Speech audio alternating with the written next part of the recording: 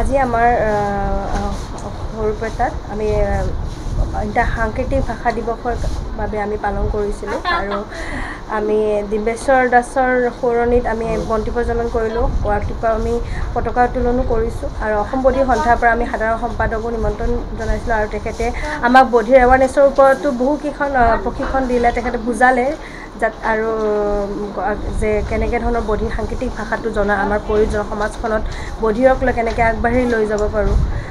আৰু লগতে আমি ডিচি ছাৰে সহযোগ কৰিম বুলি কৈছিল। ডিচি ছাৰকো আমি এখন এপ্লিকেশ্যন দিছিলোঁ, তেখেতে সহায় কৰিম বুলি কৈছিল, কিন্তু যাতে তেখেতে কিছু এই যিটো আমাৰ সাংকেতিক ভাষাৰ দিনটো আমি পালন কৰিব লৈছোঁ সুন্দৰভাৱে।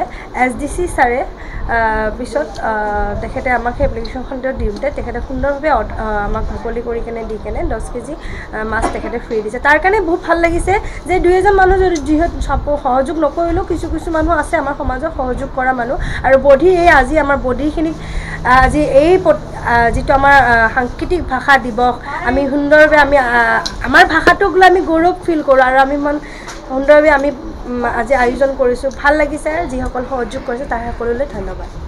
23 ছেপ্টেম্বৰৰ পৰা 29 ছেপ্টেম্বৰলৈ আন্তৰ্জাতিক ভংগীমা ভাষা দিৱস সমগ্ৰ পৃথিৱীজুৰি পালন কৰা হৈছে।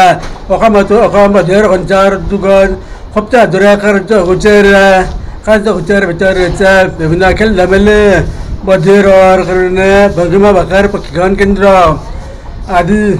আজি 27 ছেপ্টেম্বৰ তাৰিখে বজালী জিলা বধিৰ সঞ্চাৰ উদ্যোগত বিজেপিৰ কাৰ্যালয়ত 3 কাৰ্যসূচীৰে উক্ত দিৱস পালন কৰা হৈছে। কিন্তু মই এই বিষয়ত ক'ব বিচাৰিছোঁ যে চৰকাৰে উক্ত কাৰ্যসূচী ৰূপায়ণ কৰাৰ ক্ষেত্ৰত কিছুমান সহায় সহযোগিতা আগবঢ়োৱা পৰিলক্ষিত হোৱা নাই, যাৰ বাবে আমি বধিৰ সংখ্যা অতিকৈ দুখ পাইছোঁ। পৃথিৱীৰ বিভিন্ন দেশত বধিৰসকলৰ উক্ত দিৱসটো পালন কৰাত বহু দেশত চৰকাৰে সহায় সহযোগিতা আগবঢ়াইছে।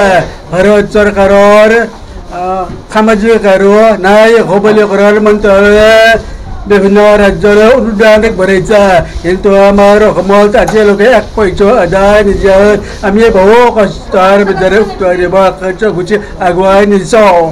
কিন্তু এইটো উল্লেখ কৰা ভাল হ'ব যে বধিৰসকলে নানা সমস্যাৰে জৰ্জৰিত। চৰকাৰে সমস্যাসমূহ সমাধানৰ ক্ষেত্ৰত কিছুমান গুৰুত্ব আৰোপ কৰা নাই। যেনে ৰাজ্যত বধিৰৰ কাৰণে ভাল শিক্ষানুষ্ঠান নাই।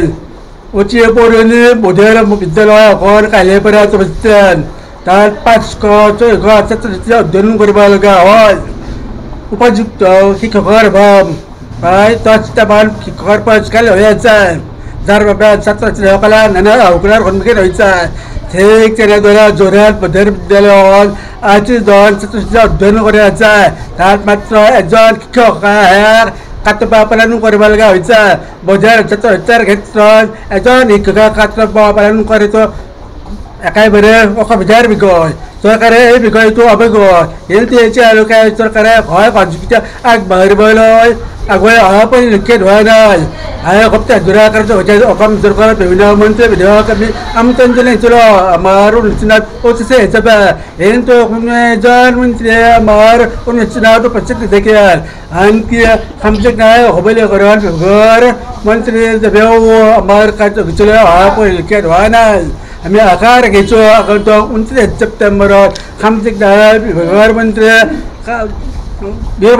অনুষ্ঠিত হ'বলগীয়া সামৰিক অনুষ্ঠানত উপস্থিত থাকি বধিৰসকলৰ সমস্যাসমূহ অনুধাৱন কৰিব আৰু বধিৰসকলৰ সমস্যাসমূহ ৰাজ্য চৰকাৰে সহজে ভিতৰত বিবেচনা কৰি বধিৰসকলক আগবাঢ়ি যোৱাত প্ৰেৰণা যোগাব বুলি এই দিৱসত মই চৰকাৰৰ সহযোগিতা কামনা কৰিলোঁ। অভিনয় কৰাৰ হেঁপাহ আপুনি পঢ়ি ৰাখিছে নেকি? আপোনাৰ অভিনয় কৰাৰ অভিজ্ঞতা নাই? কোনো কথা নাই, আপোনাৰ বাবে আহিছে সোণালী সুযোগ। 29 ছেপ্টেম্বৰত দিনৰ 9 বজাৰ পৰা নিশা 8 বজালৈ বলিউড তথা হলিউডৰ চিনেমাৰ বাবে অডিশ্যন হ'বলৈ গৈ আছে গুৱাহাটীৰ কাহিলীপাৰাস্থিত জ্যোতি চিত্ৰবনত। 5 বছৰ বয়সৰ পৰা 70 বছৰ ব্যক্তিয়ে কৰিব পাৰিব অংশগ্ৰহণ। পঞ্জীয়ন হ'ব বিনামূলীয়া, নিৰ্দিষ্ট ৱেবছাইটত কৰিব পাৰিব আবেদন।